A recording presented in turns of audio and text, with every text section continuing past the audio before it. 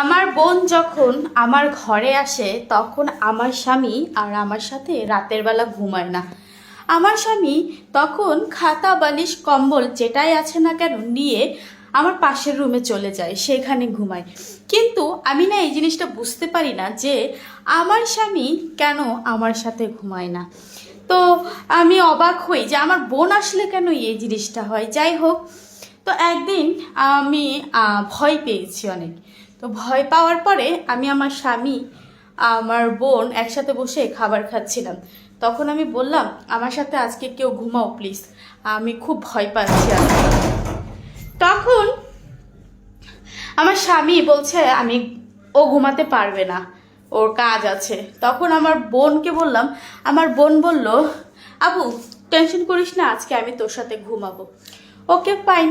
তো রাত হলো, ঘুমালাম।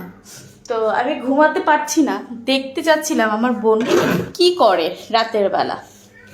তো আমি না ঘুমিয়ে থাকার চেষ্টা করছি, হঠাৎ করে চোখটা লেগে গেছে। চোখটা লেগে যাওয়ার ঘন্টাখানিক পরে আমি পাশে হাত দিয়ে দেখলাম আমার বোন আমার পাশে নেই। আমি তো পুরো অবাক হলাম, এত রাতের বেলা আমার বোন কোথায় গেল। যাই হোক, তো আমার মনে সন্দেহ জাগলো। আমি আস্তে আস্তে করে ঘুম থেকে উঠে আমার স্বামীর ঘরের দিকে যেতে থাকলাম। দেখলাম আমার স্বামীর ঘরের লাইট জ্বালানো। এটা দেখে তো আমার মনের সন্দেহ আরও বেড়ে যায়। তারপর আস্তে আস্তে গিয়ে যেই আমার স্বামীর ঘরে আমি উকি দিলাম, হঠাৎ করে দেখলাম আমার পিছন থেকে কে যেন এসে আমার শরীরটা ধরলো। আমি পুরো চমকে গেলাম। চমকে গিয়ে দেখলাম পিছন থেকে এসে আমার বোন আমার মানে শরীরটা ধরেছে। তা আমি কি না টেনশন করতেছিলাম আর কি না চিন্তা করছিলাম আমার বোনকে নিয়ে। এটা করাটা আমার মোটেও ঠিক হয়নি। যাই হোক, সকালবেলা ঘুম থেকে ওঠার পরে আমার বোন আর আমার স্বামী আমাকে একসাথেই বলছে ওরা দুজন নাকি বাহিরে যাবে। আমার বোনের নাকি এখানে কোন বন্ধু আছে, তার সাথে দেখা করতে যাবে। আর আমার স্বামীর নাকি কি কাজ আছে, সেই কাজে যাবে। কিন্তু দুজন একসাথে কেন বের হতে হচ্ছে? আবার আমার মনে সেই চিন্তা, সেই ভাবনাটা চলে আসলো। সন্দেহ করা শুরু করে দিলাম।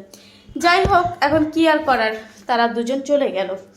এখন তারা ফিরলো সন্ধ্যাবেলা। আমার বোন সন্ধ্যাবেলা ফিরে এসেই থুপ করে বাথরুমে চলে গেল।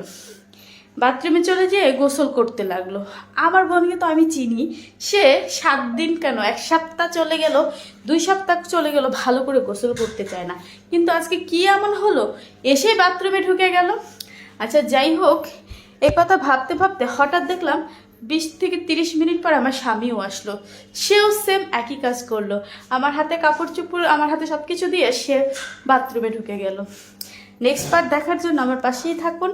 আমি নেক্সট পার্ট নিয়ে আসবো আগামীকালকে। টাটা।